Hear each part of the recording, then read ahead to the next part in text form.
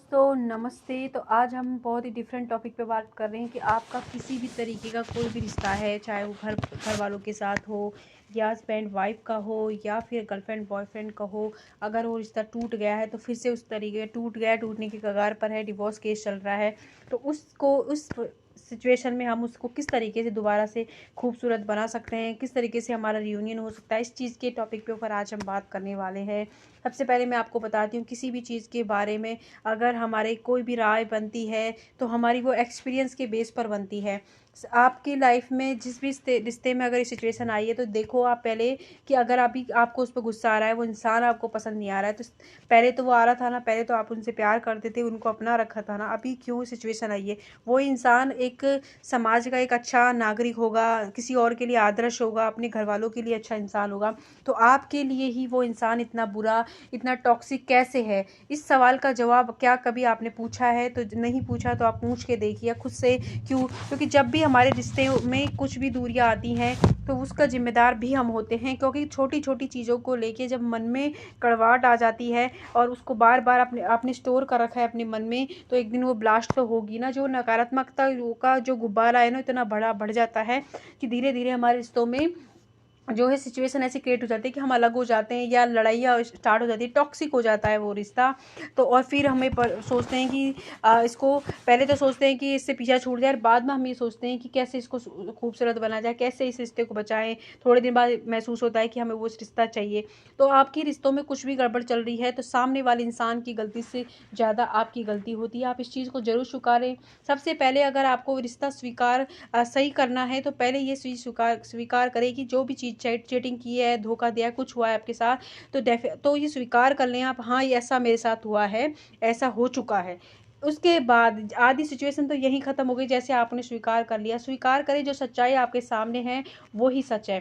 पहली बात तो अगर आप थर्ड पार्टी इशू फेस कर रहे हो, किसी भी तरीके से आपकी लाइफ में कुछ भी इस तरीके का आ रहा है सिचुएशन, तो भैया वो इसलिए आ रहा है आप लोगों की लाइफ में क्योंकि आपने ही प्रत्यक्ष या अप्रत्यक्ष रूप से, कॉन्शियसली या सबकॉन्शियस माइंड से आपने उस चीज़ को अट्रैक्ट किया है। फॉर एग्जांपल कि अगर आपने बोला होगा कि ये इसका चक्कर किसी चल नहीं चाहे, इसका चक्कर किसी ने, तो डेफिनेटली यूनिवर्स को साइन जा रहा है कि चाहता है ये इंसान किसके पार्टनर की लाइफ में कोई और आ जाए, तो वो आएगा। वो कहीं ऐसी सिचुएशन क्रिएट हो जाएगी कि आपके ऊपर से उनका ध्यान हट जाएगा और उनके ऊपर चला जाएगा, मतलब कोई और आपकी सिचुएशन में आ जाएगा। तो इसके जिम्मेदार हम ही होते हैं। कभी कभी हम क्या है, किसी इंसान के ऊपर ज़रूरत से ज़्यादा डिपेंड हो जाते हैं।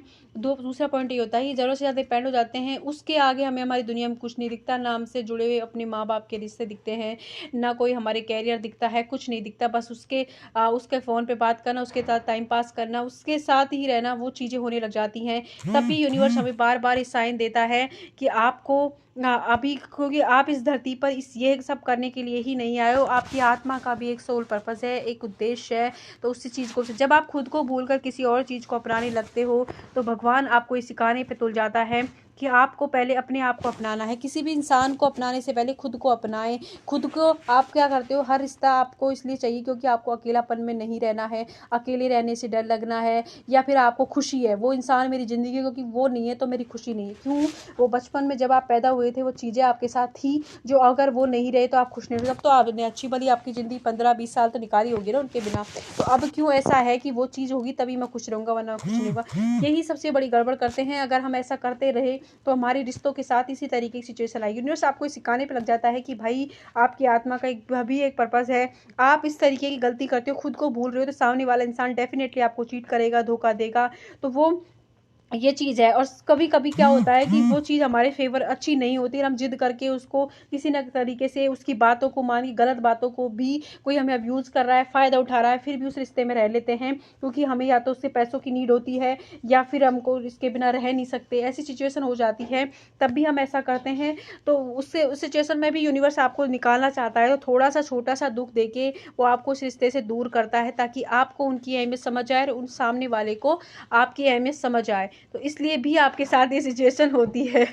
तो सबसे पहले आपको जब भी सिचुएशन ऐसी ख़राब हो रही है तो आपको ये करना है कि आपके दिल में जो भी सामने वाले के लिए गिल्टी है, दुख है, धोखा है, गुस्सा, ईर्ष्या है, उसे आप रोज़ माफ़ करें। मतलब एक दिन का प्रोसेस तो नहीं है, कम से कम 21 डेज़ रोज़ लिखें और उसको आप बर्न करें या फिर फाड़ दें उस चिट को, जिससे आपके मन में जो भी कड़वाहट है वो दूर हो जाएगी उनके लिए। ये एक दिन में पॉसिबल नहीं होता, इसलिए रोज़ करना है, क्योंकि हमारा माइंड ये चीज़ मानेगा ही नहीं। एंड उसके बाद कोई भी मंत्र, जिस भगवान को आप मानते हैं उनका एक मंत्र लें और उसको सुनना स्टार्ट करें रोज़ कंटिन्यूसली। ये अफर्मेशन देखिए कि मैं शांत हूँ और मेरे सभी के साथ रिश्ते अच्छे हैं। आप थोड़े दिन में देखोगे कि आपको सामने वाले से पॉजिटिव एनर्जी मिलने लग जाएगी। एंड तीसरा पॉइंट जो आपको करना है कि जिस भी इंसान से आपको रिश्ता ठीक करना है उनका नाम लिखें एंड नीचे ये लिखें कि उनके अंदर क्या खूबी है। अब तक आप उनकी कमियां, उन्होंने आपके साथ क्या किया, उस पर फोकस था। अब उनकी खूबियों पर फोकस डालिए कि कुछ तो होगा ना उस इंसान में अच्छा, कभी आपने उसको अपनाया है तो आप किसी ऐसी अजीब टाइप की चीज़ को तो नहीं अपना लोगे कि जिसमें कुछ कमी कुछ है ही नहीं। तो इसलिए आप ये देखें कि इसमें कौन सी ऐसी खूबियाँ हैं जो किसी और में है ही नहीं। उन चीज़ों को नोट डाउन करें और उन चीज़ों के लिए ग्रेटफुल फील करें कि थैंक यू सो मच, तुम में ये खूबियाँ हैं और इन सारी चीज़ों के साथ मेरी ज़िंदगी में आने के लिए थैंक यू। इस तरीके की जो अफर्मेशन आपकी वो तैयार हो जाएगी, उसे आप दोहराएं। एंड मैंने आपको एक वाटर टेक्निक सिखाई थी, उसके अंदर भी आप अफर्म करके पी सकते हैं कि जैसे उनका नाम लेना आपका कि हम दोनों का रिश्ता बहुत अच्छा है, हम दोनों एक दूसरे के साथ हैं, ऐसे करके थैंक यू यूनिवर्स, एंड पानी को पी लेना है। जितनी बार पानी को पियो आप इस तरीके से भी कर सकते हो, इससे भी आपका रिलेशनशिप की हीलिंग हो जाएगी। देन आप अगर किसी हीलर की हेल्प ले सकते हो, फॉर एग्जाम्पल अगर आप हमारे भी कोर्स से जुड़ सकते हो, आपको जल्दी रिजल्ट चाहिए तो आप जुड़ सकते हो, लेकिन जो भी चीज़ें बता रही हूँ उनका आप खुद भी कर सकते हो, और आपको नीड लग रही है किसी की तो आप जुड़ सकते हो, वो आपकी चॉइस होती है। एंड आप ये कर सकते हो कि आप 100 कदम चलें, है ना। 100 कदम मतलब 3 मिनट आपको चलना है। जैसे आप रूम में भी चल सकते हो, गार्डन में चल सकते हो, चलना है और हर एक कदम पर थैंक यू बोलें। और आपके पास क्या क्या चीज़ें उनको ले ग्रेटिट्यूड फील करें। अब ये कुछ लोग मुझे कमेंट में ये भरपार हो जाएगी कि हमारे पास कुछ है ही नहीं, है ना भाई, जीते जागते इंसान हो, बॉडी दिए भगवान ने, बाल हैं आपके सर पर, हाथ हैं आपके, पैर हैं आपके, शरीर है अच्छा खासा, बीमारी मतलब हो सकता है थोड़ी बहुत छोटा मोटा आपको स्वास्थ्य खराब हो, लेकिन है ना बॉडी, उस चीज़ के लिए ग्रेटफुल फील करें। और जैसे आप थैंक यू बोलना स्टार्ट करोगे आपके आसपास की नकारात्मकता खत्म हो जाएगी और आपका उनसे रिश्ता ठीक होने जाएगा। एंड आप इसके अलावा आप सबलिमिनल का सहारा ले सकते हो आपके रिश्ते को ठीक करने के लिए। तो ये सारी चीज़ें आप फॉलो करके किसी भी रिश्ते को, चाहे वो अपने भाई बहन के साथ हो या फिर आपके हस्बैंड वाइफ का या गर्लफ्रेंड बॉयफ्रेंड का या एक्स के साथ आपको रिश्ता ठीक करना है, तो इस तरीके से आप अपने रिश्ते को दोबारा से हील कर सकते हो। लेकिन जो भी प्रोसेस मैंने आपको बताई वो टाइम लगता है, क्योंकि हमारा दिमाग इस चीज़ को मानेगा नहीं, क्योंकि आपको आपके जो दिमाग है उसको अभी के लिए आदत है नकारात्मक चीज़ों की, सामने वाले के बारे में बुरा सोचने की। तो जल्दी से हम अच्छी चीज़ों को अपना नहीं पाते हैं, तो थोड़ा सा टाइम लगेगा, लेकिन आप उन चीज़ों को अपना सकते हो। आप इस तरीके से अगर step by step 45 days he follow करते हैं तो आपको आपके रिश्ते में चेंजेस दिखेंगे और आपका सामने वाले इंसान का आपके प्रति बिहेवियर भी बदल जाएगा। कॉन्टैक्ट में नहीं हो, जब नो कॉन्टैक्ट सिचुएशन चल रही है तो उसमें भी आपको चेंज होता हुआ दिखाई देगा। तो आप इस चीज़ों को फॉलो करें। आई होप ये वीडियो आपके लिए कुछ भी उपयोगी रहे, तो वीडियो को लाइक सब्सक्राइब कीजिएगा। जहाँ आए वहाँ खुश रहे, अपने घर वालों का ध्यान रखें। पर्सनल रीडिंग के लिए इस वीडियो के नंबर पर जाएँ, लेकिन पर्सनल रीडिंग फ्री नहीं है, प्लीज़ इस बात का आप ध्यान रखें। Thank you.